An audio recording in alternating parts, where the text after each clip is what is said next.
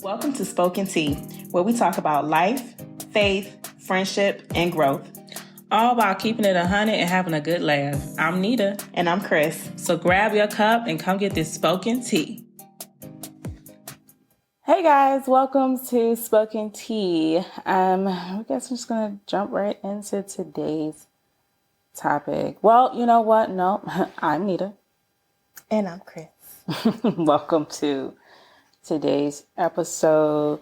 So it is May, and May is Mother's Day month. So I guess we figured since it's Mother's Day that since there's a mom in the duo, yes, we should kind of focus on mommies. So where do you want to start? We could talk about how I became a mom.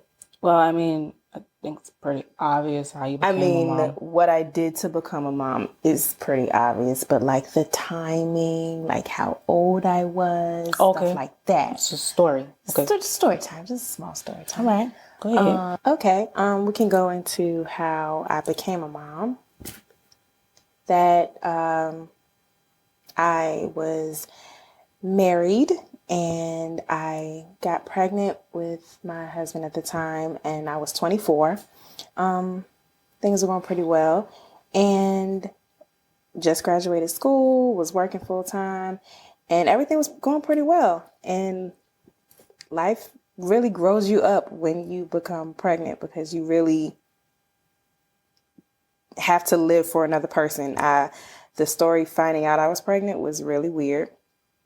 I was at work, minding my business, and I don't ever get nauseous, like ever. I'm pretty just real chill. And I just get in the car with my husband at the time, and I'm currently divorced, so I say at the time. But yeah, got in the car and I just felt really hot and I felt really nauseous and queasy. And I'm like, ooh, roll the window down. I can't do this, like roll the window down. And he's like, okay. And I'm like, ooh, slow down. You're moving too fast. I'm just feeling like I'm about to, throw up or whatever. And he's like, you sure you're not pregnant? And I'm like, what? No, no, can't be. And we get back to the house and he was like, you sure? And I was like, nah, I'm really not. So we're like, fine, I'm gonna just dead this and just say I'm not. Let's just go get a pregnancy test. So I go get like 3 because I always hear that, the first one, it can be a false positive or false negative or whatever. I didn't want any chances. I'm like, I'm going to take 3. We're in the bathroom. He's in the room watching TV, minding his business. And I'm like, okay, fine. I'm going to just take it. Go in the bathroom and take it. The first one said positive. And I'm like, eyes got big as crap. I'm just like, oh, what? So I'm like, nah, I'm going to take another one. And the ones that I had, it was where you had to pee in a cup and then you could use little droplets on the test. So you could use the same amount of, urine for it. So it wasn't like I had to wait a whole long time and then pee again on another stick. That would take too long. So I just used the same little droplets. I'm like, okay, same pee, just different test. Took all 3. Positive. I was like, so at that point I just sat there. And in that moment, it was literally me and no one else in the world knew.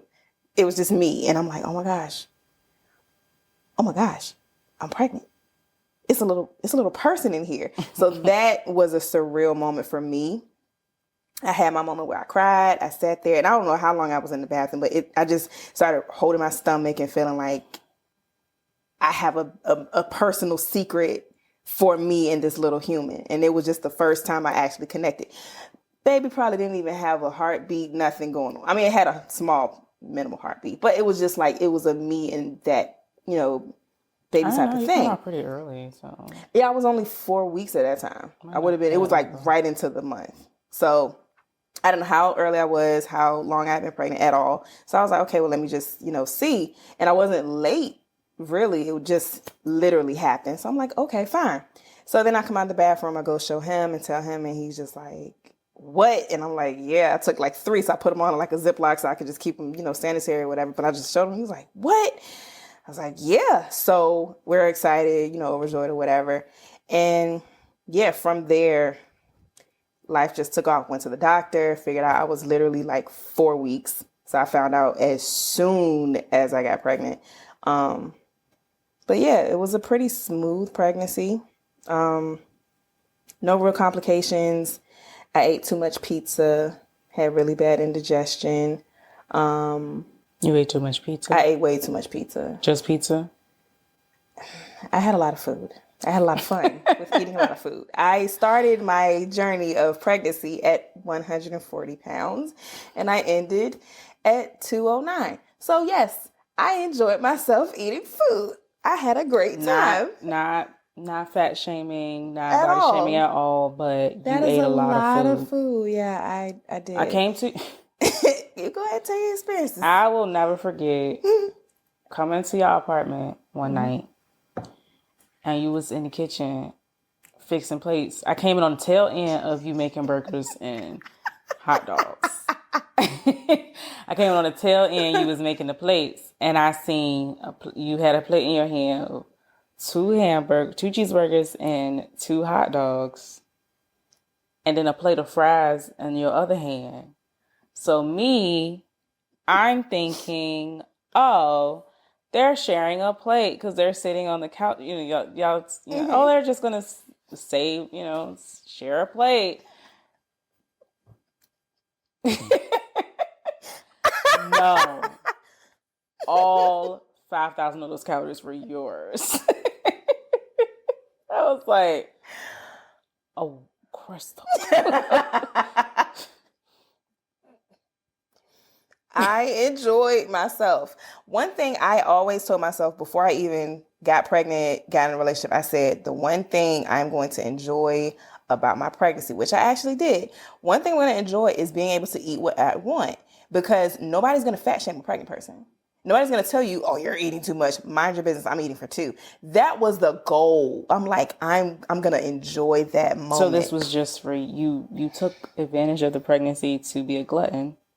To actually show your true glutton colors. I might only get 1 or 2 times in my life to do it, and nobody's going to judge me for it. So if I got to take advantage of that time frame, baby, I'm going to do it.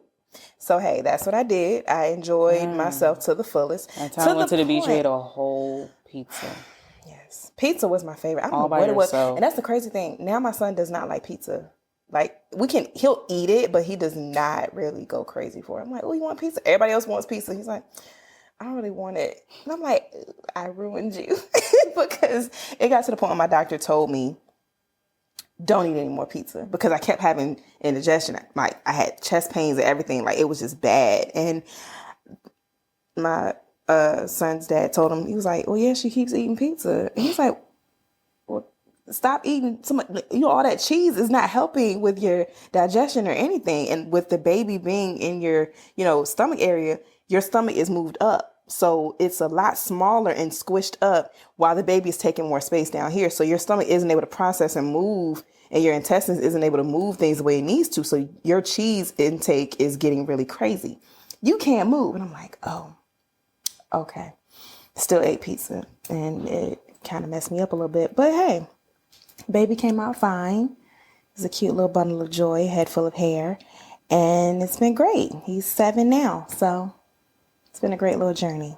He turns 8 next couple months. So yeah, it's pretty cool. You don't know. I had to say, I was like, wait, I'm going to say next month. No, it's not. It's coming up. But yeah. It's not. Okay, well, I mean, this is not my episode. No. Since I am not a mother. You're a godmother. But I am not I'm not a mother. And so I can't speak to a lot of things as far as motherhood goes, nor do I want to right now. Mm-hmm. So this is all on you, Stank. Okay, well, in a way, since most of the episode may be about, from my perspective, I do want to ask you, when I got pregnant, it was, we were still younger, that was in the, young and thriving age range. So how did me getting pregnant affect you and our friendship? Like, did it have any impact on you? Did it prevent you from engaging with me in any certain ways? Or like, what was your perspective of that? Not you being pregnant. You being pregnant didn't do anything. Not like negative at all. It was just, you're pregnant now. Just big. have to, watch out for you and stuff like that because you're pregnant. But it wasn't like anything in particular that it took away or changed in our friendship. I would just be. You just had a baby in your belly. Like, it's like the only difference. What about the motherhood after I had? That's what I'm saying. Like, that's what I was getting to say. Like, it wasn't anything that really changed when you were pregnant. I mean, you told me that y'all had decided and you got pregnant immediately. Immediately. That's the craziest thing about it. That birth control got me messed up. I thought I was going to have like a window of time. Soon as I stopped the pill, boom. I said, God, I mean, October 31st, I stopped taking the pill. Aware. December 13th. Which means you got pregnant immediately. Immediately. Like, you found out in December, which means you got pregnant immediately. Immediately. I was like, what was going on? Honey, so it wasn't really nothing in that respect. After you had him, of course in the beginning it didn't do anything at all because I was just like gushing over new baby, little guy baby. So I was just gushing over him, and I was just, whenever I didn't want to necessarily go out and stuff, I wanted to come over and play with him. But as he started to get older, and especially after your relationship ended, that's when it not a burden, but that's when it became more of a support role, obstacle. Not necessarily an obstacle, but like it was something we had to think about. Like if we both want to go out somewhere, you need to have a babysitter. Those things like that. Yeah. Or we go somewhere now. Like if we go somewhere during the week, we can't stay out too late because you have to go back and get the baby and get him in bed. So we can't stay out too late if we go during the week. So I mean, it's it affects the friendship, but not crazy. Okay. I think maybe if he wasn't my godchild, it might be a little bit different. Maybe I might have a different understanding. I might be more selfish with it, but since he's my godson, it's like, it's my baby. I understand he kind of comes first, and his well-being is more important. One thing that I can say it affected as far as our friendship with me becoming a mom, I knew and learned how much support I had, and I could rely on you a lot more. Not that I couldn't before, but our apartments were literally in the same apartment complex. Down the street. Literally my building. It's like one building over and then her building. Like we literally were on the same sidewalk. I just had there was two buildings. It was not two buildings. It was two buildings. It was two? Oh, okay. I was in the back of the neighborhood, and you were actually in the front by the rental office, and I was in the back. That was the first one, and y'all moved up to the front one. No, I was in the front one first. That's not my apartment. Yours. My apartment was in the back. Yes. Okay. Yes. Hers was in the back. You're right. Okay. So yeah, we were still in the same apartment complex, living in the same area. So it was like I put my son in the stroller, and we just walked up the street. Boop boop. Turn the corner. We're right there. Or hop in the car. Skirt around the corner. But yeah, anytime I literally needed a minute to just get away from my home, not that I was running from anything, but just wanted to be in support of other people, just around other people, I would just leave, pack a bag, get his little Cheerios, get his little juice box or whatever, diaper bag, call it, I'm coming over at the house. So it would be sometimes in this role of just being a mom, you get tired, you just need a minute. And I knew that she would still want to be, play with her godson. So I'm like, okay, hey, you want to see your godson? Hey, can I come over? And I would use that to, not my advantage, but to be that extra crutch that I might have needed in that moment where I needed to just sit. If I need a nap, I'm like, okay, while she's playing, I can get at least a good 20, maybe 30 minutes. So I would come over. If her mom was there, then they would get, her mom is a god grandma to my son. So at this point, they're both getting time with him. And I'm like, oh, okay. I can get like 25 minutes, 30 minutes to take my nap. And so in those moments, that was my support system. If I would go to my parents' house, it would be the same way. Hey, play with your grandson because I'm tired. So I would need those minutes of just getting those spurts of just recharge.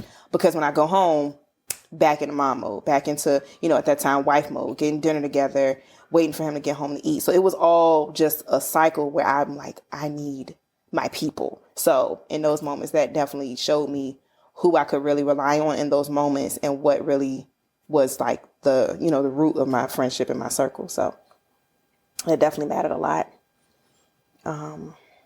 Yeah, so I love you, girl.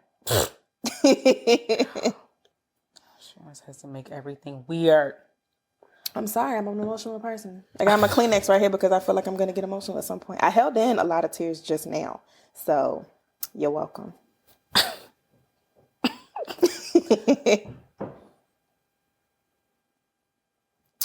So our next point for mothers, this is all centered around Mother's Day. So more so maternal instincts, like what I've gained in the form of maternal instincts as far as what just naturally happens. It's not anything anybody can teach you. It's not anything that anybody has to really show you. It's like you are not the only support, because if the father is in the child's life, then he's also a support role. But in speaking for myself personally, I support and protect this child. Those maternal instincts immediately kick in. They kicked in when I was in that bathroom and I saw the positive test.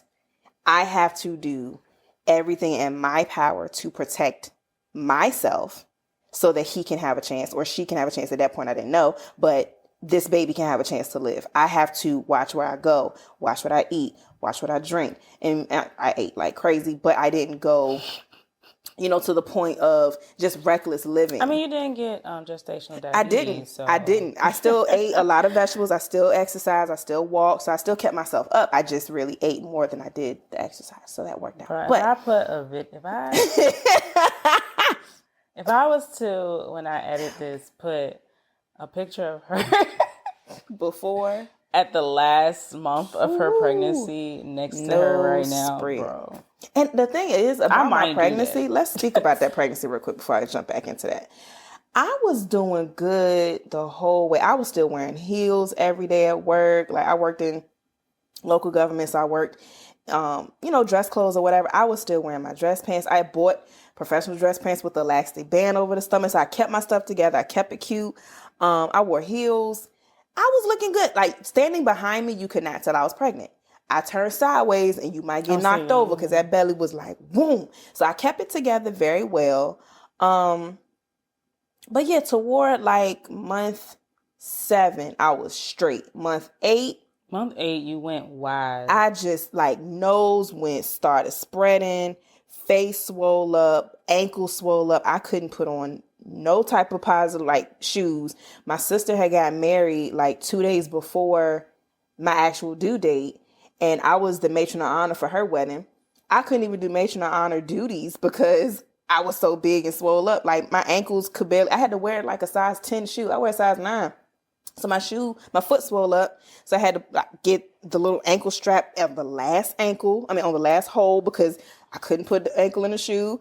The whole time I was in the dressing room, they were trying to get her together. I couldn't do my job. I had to just sit there because they were literally like, Crystal, if you do any extra movement, you're going to pop. Like the baby, your water's going to break. We don't need your water to break during the wedding. So whatever we can do to keep you like with minimal effort of movement, just sit down. So I couldn't really do much. So I was huge. You were, like you said, you couldn't tell you was pregnant from the back.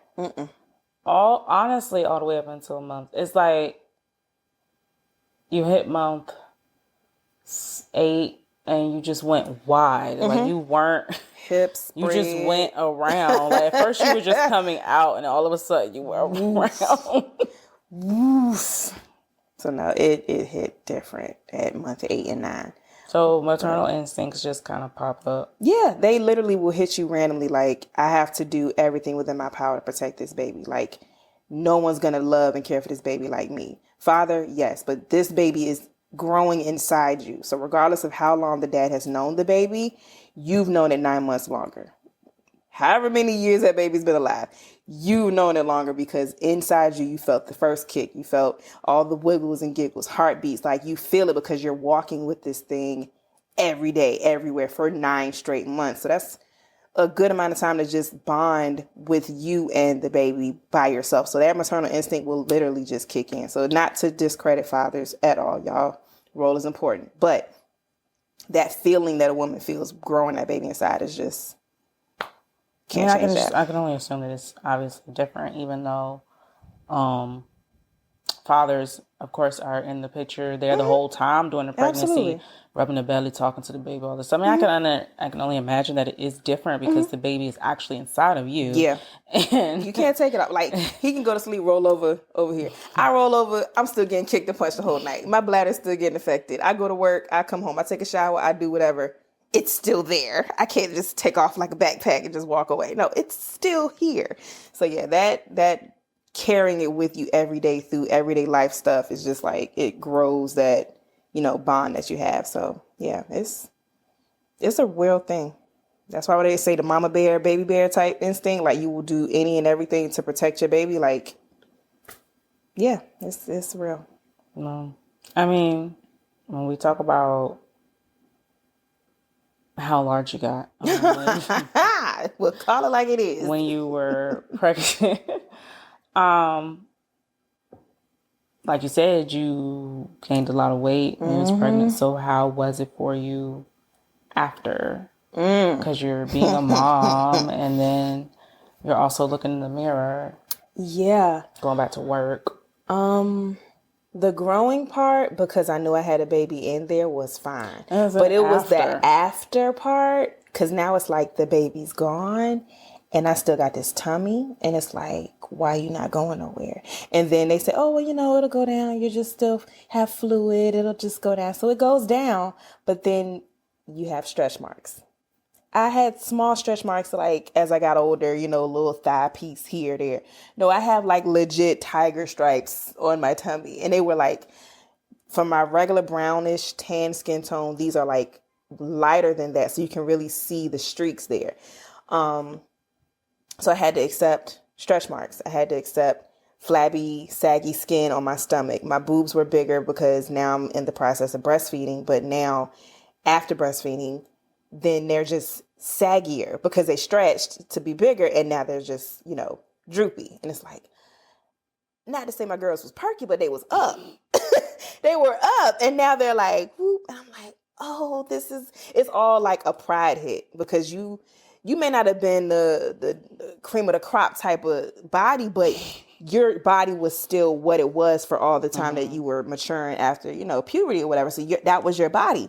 And then you have this crazy situation with pregnancy and then boom, stomach, hips, boobs, stretch marks, and then aches and pains. Just internally your body is trying to get itself together with organs rearranging and stuff. So that all happens after the baby comes out. So all of that's a process that you have to go through after the baby. But then trying to work on your image of who you are now, you look way different. Now, yeah, you kind of look the same, but if your nose spread, you have to adjust to your new facial features, swelling, everything. So a lot goes into caring about what you look like, but also now being 100% in on making sure you're raising and taking care of this baby. So it's like you don't have the time to worry about physical features and how you look. But then when you do finally have the time to look at yourself in the mirror, either in the shower or getting dressed, it's just like, yo, who is this? Because yes, I know I went through this great blessing of an experience of having a baby and bringing the baby into the world, but it's just like, man, this kind of not wrecked me, but whoa. So it's a realization that you really have to just accept and come to grips with. This is your new normal for a while. Getting back into the gym, yes, you can have the snapback era that people talk about, and that's cool. But if you don't immediately snap back, that can cause you to go into a place of not feeling beautiful, of not feeling, attractive. If you're still in a relationship with, your child's father, then you want to look your best to still be appealing. Make sure everything is still good for him. So he doesn't want to, have wandering eyes because he's like, oh, you used to look this way. Now you look this way. I still want to make sure I'm keeping his attention, keeping things spicy. So you want to try to, you have that in the back of your head. So you have so many different things going on in your mind that you're really trying to focus on trying to become who you used to be, when in reality, you need to just accept who you are now and just find the beauty in who you are now and just fine tune that. That was something I didn't realize and didn't really do. I looked at, I got to get back to who I used to be. And that was the hardest part about it, because you're never going to be who you used to be. You're never going to have the same boobs. You're never going to have the same body unless you go get surgery. Sorry, you're never going to have that same body. You can. It can look nice, but it's completely different now. My waist and stomach has changed because it's carried a baby. So it's not the same little small hourglass waist it might have been. Now it's rectangular and it might have a little bit of a curve. It ain't straight out. Still don't do that. I saw your mouth. You was about to laugh. Don't do that. Because now it's not. I literally compare myself now to a box body, because my waist used to be like, it used to have like a curve, but now my sides. Disrespect yourself like that. Don't do that. I'm dead serious. Not Box. with my stomach. Excessive. My waist and hips is fine, but my stomach, it used to have like a little small curve from like my boob line to my hip line. It used to curve a little bit inward. Now it goes boobs straight down to my waist. It doesn't have that little curve like an hourglass. It doesn't bend in as much. So that's something I've noticed and accepted with myself. And in that noticing and acceptance of it, I'm like, hey, this is what it is. I'm going to just dress up and doll up the best of what I got. It ain't going to curve in the way it used to, so now I got to get a waist shaper and do what I do.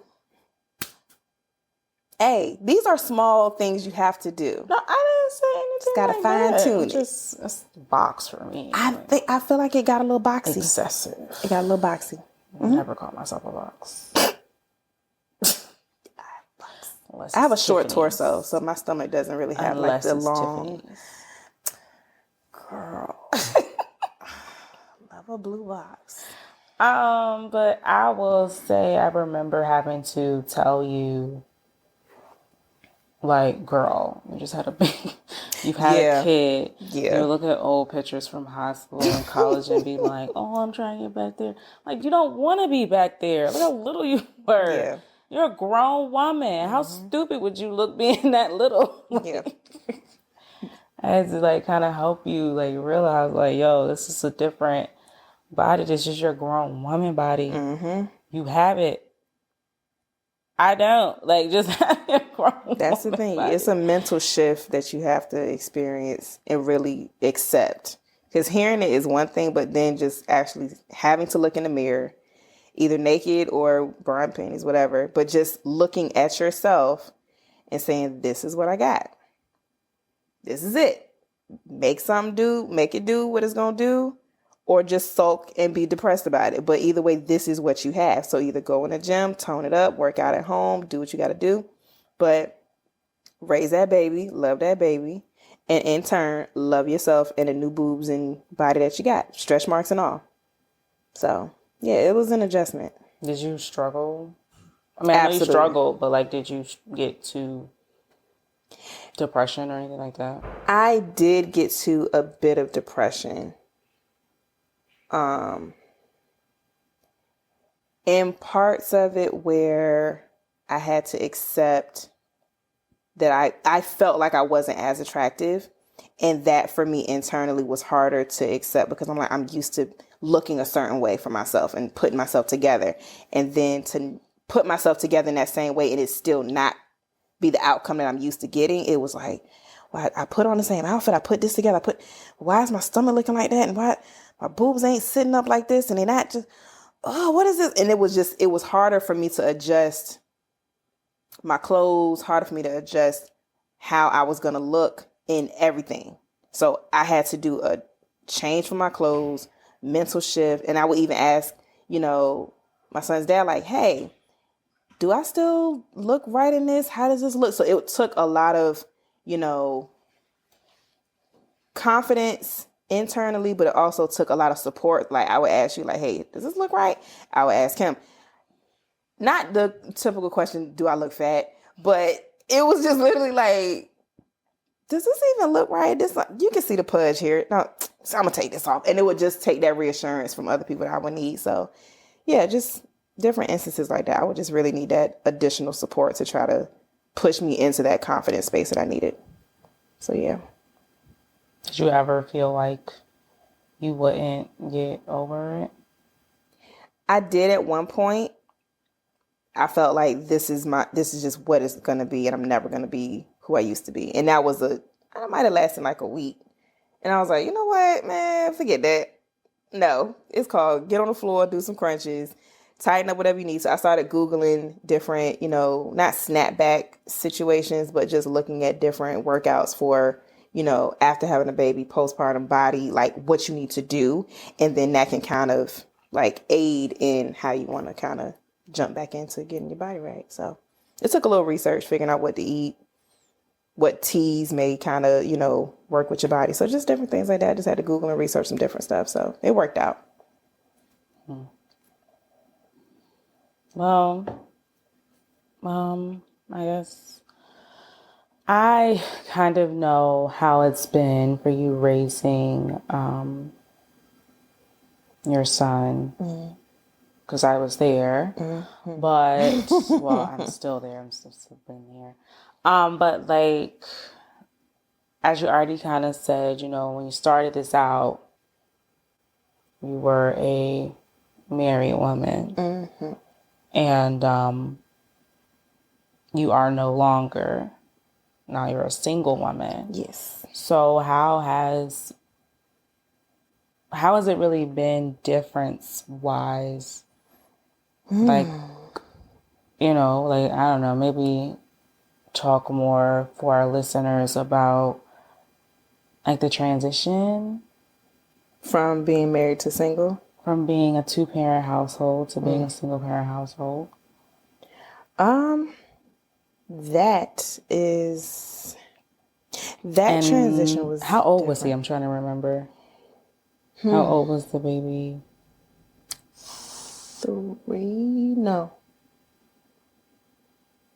3 going on 4. Okay. Yeah. So at that age, Yeah. Transitioning into. He was 3 going on 4. That transition was different. He was in a stage where he was used to seeing us around and together, but toward the ending of the relationship, we spent more time apart, where when we split, I was at my parents' house, he was at his parents' house, so we would still have days where we would do things together just for his, for my son's mental to see us together. But he was with me at my parents' house, and then he would spend time with his dad at, his parents' house. So until we got, good footing on our own, our own places, then he would just be at different houses, either a weekend or during the week. So that transition was different. But going from a 2-parent household to just single parent, it's a difference because you don't have that other person to lean on, where if I was tired, I'm like, hey, can you take the baby, go, get them together. I'm going to go take a nap. And then it's his turn. Like, you had that tag team partner. And going to that transition, you no longer have that tag team partner. It's just you. So if I'm hungry and I have to fix something for me or fix something for the baby, or if it's time to take a shower, or if, like I said, I want to take a nap, I don't have that other person to balance that support. It's like, you have to figure out your schedule and the baby schedule and make it all work in one day. And it's like, that's your everyday. You don't have well, I'm sleepy, so I just want to, take a nap. No, the baby still needs this. You still got to wash clothes. You still got to do dishes. You still got to cook. You still got to get the baby ready for school the next day. And it's like, even now, it's been 2 going 3 years now since we, fully divorced. It's like, it still hits every day. He's 7 in 2nd grade. So he's got school. He's got projects. He's got homework. So I don't have that juggling saying, hey, babe, can you go, check his homework while I go wash dishes and get dinner ready, or, straighten the room out and then, lay his clothes out. No, it's get up in the morning, get myself together, wake him up, get his breakfast, get him together, get him dressed, make sure I'm dressed, hair and makeup's done, make sure he's dressed, lotioned up, ready to go. Get out the door, drop him off to before and after care, go to work. Separate days, I'm at work, he's at school. I have my time to be and do what I need to do. Get off work, he's still up, after school care, pick him up, then it's homework time, then dinner time, get him into bed, check homework if he has it. But then after that, it's like, okay, now it's starting the whole day over again. It would be great to have that person in between to say, you check his homework while I do this, or you wash him up, get him ready for bed while I go do this. You don't have that. So that transition has been different.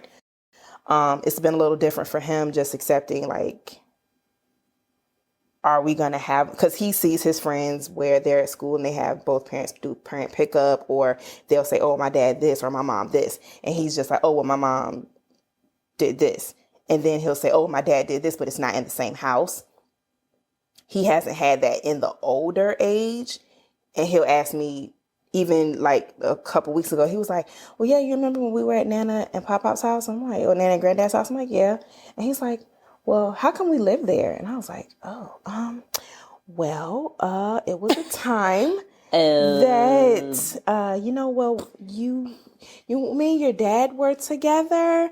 And he's like, yeah, I remember that. I remember that house. And I was like, oh, you do? And I don't realize how much he remembers from that time. He remembers the house? He remembers when we were at the townhouse. He remembers that. He's like, yeah, because I remember looking out the window and I saw Daddy in the parking lot. And I saw this. And I was like, you remember that? He's like, yeah.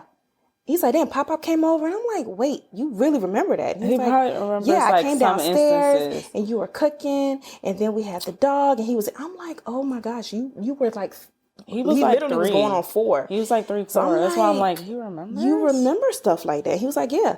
And then I remember we were at Nana's house, and then we were in the bed, we was going to sleep. So he recalls certain instincts, certain, moments. And I'm just like, I really didn't remember how much either impacted you or you recall. So it's been a transition. I ask him randomly, I'm like, do you, feel like you're missing out on anything, or do you miss any part of us being together? He's like, I don't know. And I'm like, okay, well, if you ever want to talk about it, you can. So it's like just trying to get him to open up to, potentially having those emotions if he feels like there's a difference, or he feels like there's, anything that he's lacking. But it's been a transition for me to not have that person I can rely on. And it's been like that for a while, for us not being in the same house. But yeah, just being a single parent in general, whether you're a single mom or a single dad, if it's just you, it's not easy at all. Because you're living for you, but you're also having to live for a whole other person. And if, depending on their age, whether they're a teenager or not, like even my mom, my dad recently passed like 2 years ago. So my mom is now a widow, but she's in that single mother visual due to circumstances, but she's in, that single mother, frame. And with my brother, he's a teenager. He can do for himself. So she's not having to do the whole pick up behind him type of situation. But she literally is now like, I have to do this and this. And before she could rely on my dad was home retired. So he can handle a whole lot of stuff. He would pick up, drop off, whatever, doctor's appointments and everything. So now she's like, I got to go to work. I got to take off work, go to the doctor's office. I got to take him to the dentist. I got to do this. And it's all becoming a toil. But she's like, I really have to do all this. And I'll sit there and I'm like, yeah, I've been having to do that for a while. She's like, this is how you've been having to, like, this is what your plight has been. And I'm like, yeah, since he was like 4. Mm-hmm. And she's like, Krys, are you serious? I'm like, yeah. But like when you see me stressed or you see me like ready to pull my hair out, yes, this has been my everyday. My sister's the same way. My sister's married. My brother-in-law is officer in the military. So he gets sent out on different assignments and missions and travel, sometimes 2-3 months at a time, or sometimes it could be a couple weeks. So depending on the time frame, my sister, she now has 2 boys. When it was just, my one nephew, she would call me. She's like, Krys, like, it's just me and him. And like, I have to do this and I have to get off work and I have to do this. And normally I'll call, I'm not going to mention his name, but I have to call my husband and like, he would have to do this and have to do that. And I'm like, yeah, what's wrong? And it's not hitting me as the drama. Sympathy. I have sympathy. That's the thing. I do have sympathy. No, it was like, okay. Because I really didn't hear the problem. I was like, oh, okay. It wasn't like, girl, what? But it was like, she's like, yes, I got to do this and this. I'm like, oh, okay, what's up? I'm still thinking like regular conversation. She's like, girl, I'm tired because I'm like, when do I get to sleep? And I'm like, sleep. Oh. And then I realized, I'm like, she's not used to this. And then I'll put on the sympathy hat where it's like, okay, now you really have to put yourself in her shoes because she hasn't had to experience it with just her. She's either had her in-laws around or she's had, her husband there. So it's like she's had that network. And I've had y'all as my network and I've had my parents as my network. But it's like when you go home and it's just you and that baby, it's like, it's just you and that baby. Baby looking at you like, what we gonna eat? What's up? You put me in the bed, you gonna wash me up, what we doing? So it's literally just you having to do everything. And you have to really schedule your life out to prepare everything for that baby. So it can become daunting at times, but to all my single mothers out there, y'all doing it. Y'all killing the game. I'll say that I have been very proud seeing you take on the single mom role. Thank you. It's something that we didn't, of course, plan or expect at all. At all. That's one thing I'm mad about. I always said, before I get pregnant, I want to I want to be married. That was always my thing. Like, no shade to anybody else that wasn't married before pregnant. That was just me personally. That was just a goal I wanted. And when it happened, I was like, yes, I got married, got my baby, we met, we have. Doesn't mean it's going to stay that and way. honey, boo-boo, child. Doesn't Life mean it's said, going to stay that way. flipped up, dropped on your face. But no, it literally was a shock. Yeah, it wasn't something that was planned. It wasn't something that wasn't planned or expected Yeah. or anything like that, but you've been able to bounce back from that and learn and adjust to being a single mom. And so watching you has been impactful. Thank you. It's been stressful. I done lost weight, gained weight, lost my hair. It was a lot. My hair was coming out. When did you lose your hair? Not all of it, but it was coming out in like when. You mean after the baby? No, because I know that's like the thing. During the transition of stress. Oh, so you had you said stress alopecia. It wasn't like alopecia. It was just stress. I was married in the same married phase, but it was like during the decline of the marriage, and so it wasn't stress alopecia. I don't understand. It was stress alopecia, but it wasn't like full on alopecia, like patches. You just said patches of your hair. No. I'm saying like I would brush my hair in like strands. I meant strands, not patches. You said patches. I might have said, okay, I'm sorry. It wasn't patches. It was strands.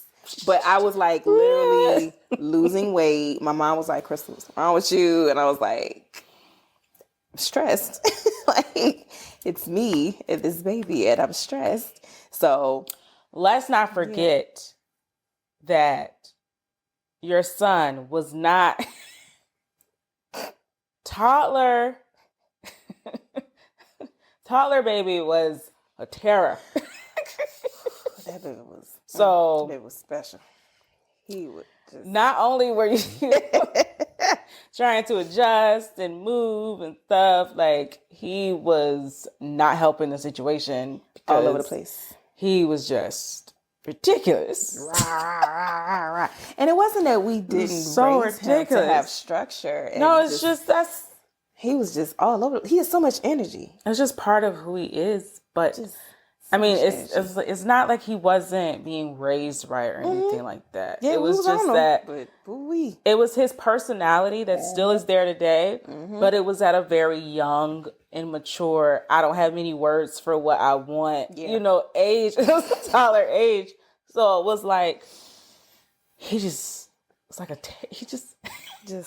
terror. Screaming, jumping. Like, why did you have to scream? Mm-hmm. You could have done that quietly. Nope. He said, I want to make noise. Why must you cause me pain? Nope. My baby's a Leo like me. Why would you cause me pain? We make noise. We roar. We extra dramatic. That's one thing I would call him. He was extremely dramatic. I wouldn't just say dramatic. He was also extra. Extra dramatic. He was just, everything was just 10 times bigger than it needed to be. He is an actor. Absolutely. Absolutely. He's a whole character. The baby would fall out for nothing. Yeah. Yeah. Baby can still give crocodile tears 2 seconds. Immediately. To this He day. will cry. Literally 5 minutes ago, I was putting him in the bed. I said, look, we about to record. I'm going to need you to go to bed. Keep it quiet. I had him cut off his videos. And he was like, but I didn't get time to enjoy it. I mean, in tears in me. I said, shut it up. Shut it up. Like, we not doing that crying. Because you're not even crying about nothing. You've been playing your game all day. And he was like, okay. Ever since he was, like, the why? baby has always been able to just turn the tears on in 2 seconds. He's going to get an acting. How did you get from, I am upset about this, to I am bawling, crying, like tears. The magnitude of tears he can produce. On the drop of a dime. On the drop of a dime. Actors would kill for this talent. Like, crazy. And it's been like that since he was a baby. Yeah. He would go from, okay, you said no, to I am profusely crying. Yeah. How did you get like this? Like, how did you? It's full of emotion. Why are there so many tears coming down your eyes? When did that happen? Like, and still, he will go from everything's great. Yeah. Oh, well, can I have this? No. Just where did the tears come from? How did you muster up tears that fast? And then the thing is, when he get checked on, why are you that hurt? Cut it. Tears gone. Because it's always and will forever be an act. Mm-hmm. I have put in just about as much input as I can in this episode. This episode is not for me. Mom's episode. I'm just a godmommy, so I do have like a mother type role. That's what I was gonna ask you from a godmommy's perspective. I have a mother type role, but I also leave. I also have the ability to leave. I also have the ability to give your child back. I also so it's like I don't have the same plight as a godmother. He's not my only godson. I do have babies. two more godsons. However, he is the one that I have had the most time with throughout consistently throughout his current raising, because my other god babies be moving. They be moving. Different state, whatever state. Yeah. So I have done a lot, I guess, more of the godmama role with him on a day-to-day kind of basis. And even now, just trying to make sure this tiny human with emotions learns how to use those emotions effectively and learns what an odd and even number is. And I will call her quick. I'm like, Nee, get your guys. You might need to have a session because we need to get through these emotions because he not about to keep flaming up on me, and I'm gonna hurt him. I'm gonna hurt his feelings. I'm gonna get him. Trying so you need to talk to him. Teach him how to get his emotions, how to handle his emotions. Because now he's having them, doesn't know what to do with them. Also trying to get him to know his numbers. Well, he knows his numbers. His math. Yeah, and his science and all of those things at the same time. And I'm a bop him. That's another thing. I will say that, I guess I feel like I am like being an active participant in raising him. Absolutely. But that's about all I have about mom stuff. I have a mom. So I could talk about having a mom. Absolutely. Oh, one thing I do want to mention about my network of people I'm trying to figure out the segue into how to bring her into it. Another portion of our extended family for my son with his dad's new relationship. He got into a new relationship and, they have 2 more children that are my son's siblings. She has been a humongous influence in helping with raising my son and just being a great support system when, so they can have time on the weekends to spend with his siblings and everything. Them spending time together over there, she literally steps in the same way that I would. like we have that relationship and that bond. Like me and her are like this. Shout out to you, boo, if you're watching. But we legit, if I need her, she needs me. If I go help her with the kids, she'll help me with him. And we'll all just be one big cohesive unit. So even with him not being in the picture with me, it's still me and her. We're still able to communicate and make sure that he's in a good space where it's a good cohesive unit. So I definitely want to shout her out. I'm not going to say her name and put her out there because she may not want to be involved. But shout out to you, boo. It does. So yeah. It takes a village. It takes a village, literally. It takes a village. Just so happens my village happens to be a lot of women because my dad's not in the picture, and then his dad, we co-parent well, but it's just, I mean, women in strength and numbers, I get it, but I feel like he wants that, strong masculine role there too. So in my immediate network, being the male role influence from his dad's side, but the immediate in your face every day that he would get from my side because he's here isn't really there. We're gonna get him a goddaddy, and it's Can you get a stepdaddy? Like, I'm trying to get the stepdaddy. I'm talking about myself. Can I talk about me? I want the stepdaddy. I'm talking about myself. I'm gonna get him a goddaddy. I don't have anything to do with his stepdaddy. Yeah, I'm trying to get him a stepdaddy. So if we can work on that part, like I said, I can't help nice. with the stepdaddy part. I mean, that's not my business, but I can get him a goddaddy. Can you make it my business? Like, can we go out a couple weekends? Like, girl, we have not been going out. If the menses is not menses in, they just not menses in. I'm just trying to find the menses. If they not menses in, then they just not doing it. Okay, fine. Because they not. Stepdaddy. Okay, I'm sorry. They not menses in like they should. Dating pool is garbage. But that's another show. Basura. That's another show. Whole nother topic for another show. This episode is about Mother's Day and mothers and love and support. So it hasn't been your typical Mother's Day episode that you would think, but I think it was a great. What advice do you have? I mean, I know, you've only been doing this for almost 8 years, but, you can have some advice, There are some out here that are, still pregnant with their first one and stuff. So what advice you have for mommies? To the new moms or the moms to be, I would say take care of your body. Stress as little as possible. Eat better than I did. Don't go crazy, Still indulge in whatever cravings you may need because this is that time. Do not eat 2 cheeseburgers and 2 hot dogs and a plate of fries. I just said don't do what I did. Or be a better whole than pizza. Me. Hey, we're talking about New York style pizza here. We're not talking about Pizza Hut. Baby, do what you need to do. Oh my gosh. I do want to say one time I did cry because Jay's dad didn't want to make me a sandwich and it was like 3 a.m. I did cry about that. That's okay. It was a ham and cheese sandwich. I wanted one so bad. And he was just like, no, you don't need it. I'm like, right. I'm carrying your son and you don't want to make me you both had 2 very valid arguments in that moment. Both of y'all had valid arguments. Like, you don't need it. That's valid. Also, I'm pregnant. Just do what I asked. That's valid. My stomach was growling, and I'm like, and then it woke him. It woke the baby, so he's in there kicking. And I'm like, yo, I need something to put him to sleep, and it ain't gonna be me just rocking him side to side. Question.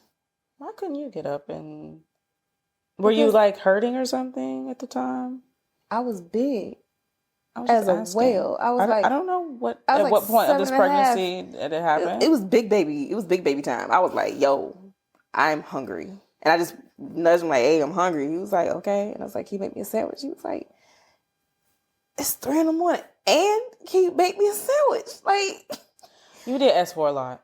It was a whole sandwich. You didn't ask for a bag of chips. I didn't ask for the crust to get cut off. You asked for him to get out of the bed, wipe the sleep out of his eyes, take bread out of the thing, get ham. You asked him to prepare a meal. You didn't ask him. It was a sandwich. You asked him to prepare a meal. You did not ask him to go grab you a snack cake out the cabinet. Like, all I'm saying, you asked for a meal. Ladies, get you a man that's gonna make you a sandwich at 3 a.m. Oh wow.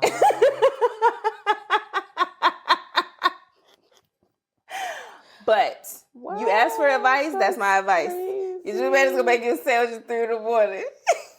But no. See what happened to the one that didn't. New moms to be, take everything in stride. Like, go to appointments, enjoy this moment, because as soon as the baby is out, you're going to miss having that bond. And you don't think you will. You're like, oh, I'm over this. Oh my gosh, I'm sick of this. But you were able to carry that baby everywhere, and you could talk to it, sing to it, have you and the baby moments. And when the baby is out, you will not have those moments anymore. You play with them, look at them. But when you go to work or when you go in another room or whatever, the baby is no longer with you. So enjoy the moments that the baby is with you to yourself. You have those solo moments. 2 moms that just had babies.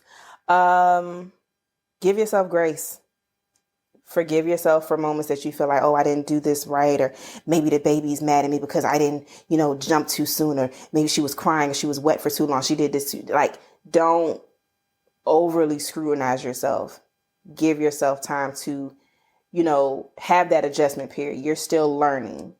If this is your first baby, you're literally still learning. Every single day, the baby's going to do something new that you didn't expect, that you never experienced, and you have to adjust and move with it. And then rely on your network of people. Rely on your support system. Hopefully you do have that support system, but rely on them. Rely on friends, family, coworkers for conversation, just to get your head clear, but just talk, get it out. Don't hold in and pin up your emotions, because that can lead to depression and having a horrible postpartum experience. Sometimes it can be, settled, and then other times it can be, a little traumatic. So just rely on your support system.